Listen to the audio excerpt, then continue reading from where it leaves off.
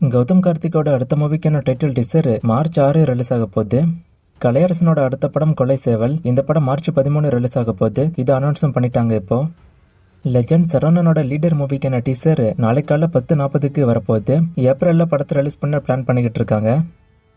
மேசியா முறுக்கு 2ஓட first single இப்போ release ஆயிடுச்சு. மேசியா முறுக்கு பார்ட் 1ல இருந்த அளவுக்கு இந்த சாங் இல்லைன்னு தான் எனக்கு தோணுது. இந்த சாங் உங்களுக்கு எப்படி இருக்குன்னு கமெண்ட்ல சொல்லுங்க. யாஷோட டாக்ஸிக் படம் மார்ச் 19 ரிலீஸ் ஆகிறதா அனௌன்ஸ் பண்ணாங்க. இப்போ இந்த படம் போஸ்ட்போன் ஆயிருக்கு. அபிஷியலாவே ஜூன் 4க்கு இந்த படம் தள்ளி போயிருக்கு. இப்போ நடக்கிற ஒரு சில பிரச்சனைனால இந்த படத்தை ஒரு சில ஃபாரின் கண்ட்ரில ரிலீஸ் பண்றது கஷ்டம். ஆல்ரெடி இந்த படத்தை பெரிய விலைக்கு வித்துட்டாங்க. ஸோ அந்த பணத்தை ரிட்டர்ன் எடுக்கணும் அப்படின்னா இந்த டைம்ல வந்தா முடியாது அப்படின்னு படம் இப்போ போஸ்ட்போன் ஆயிருக்கு. பிரியங்கா மோகனோட மேட் இன் கொரியா மூவிக்கான ட்ரெய்லர் இப்போ ரிலீஸ் ஆயிருக்கு. மார்ச் 12 நெட்ஃபிளிக்ஸ்ல இந்த படம் பிரீமியர் ஆகும்.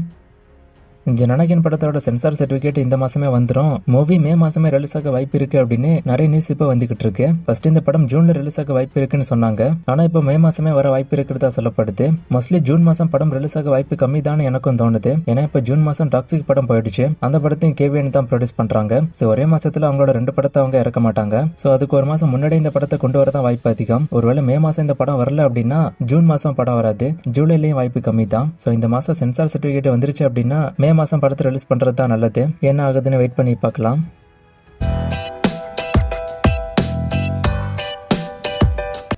சூர்யா 46 படம் ஜூலைல ரிலீஸ் ஆகுது அப்படின்னா சூர்யாவோட பர்த்டேக்கு வருமானு கேட்டிருக்காரு. அது பேஸ் பண்ணி ரிலீஸ் டேட் இருக்காது. மோஸ்டா ஹாலிடேஸை வச்சு தான் ரிலீஸை சூஸ் பண்ணுவாங்க. புருஷன் மூவிக்கான அப்டேட்டை கேட்டிருக்காரு. இந்த மூவிக்கான ஷூட்டிங் ரீசெண்டா ஸ்டார்ட் ஆகி போய்கிட்டு இருக்கு. ஒரு சில போட்டோஸ் எல்லாமே கூட நான் பார்த்தேன். அதான் லேட்டஸ்டா இந்த படம் பத்தின அப்டேட்.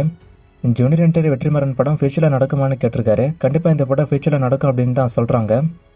அரசன் படத்துக்கு அடுத்து வெற்றிமாறனோட அடுத்த படம் என்னன்னு கேட்டிருக்காரு. வடச்சென்னை 2வா இருக்கும்னு நிறைய பேர் சொல்றாங்க. இன்னொரு பக்கம் வாடிவாசல் படமா இருக்கும்னு சொல்லப்படுது. ஸோ அரசன் படம் முடிஞ்சாதான் இதுக்கான அப்டேட் கிடைக்கும். இது அவரோட அடுத்த படம் அப்படின்னு. தம்பி படம் ஹிட்டா ஃபிளாப்பா இந்த படத்தோட வசூலை கேட்டிருக்காரு. இந்த படம் டீசெண்டா போச்சு. நான் வசூல் ரிப்போர்ட் இருக்கான்னு பாக்குறேன். இருந்தா ஸ்கிரீன்ல போடுறேன்.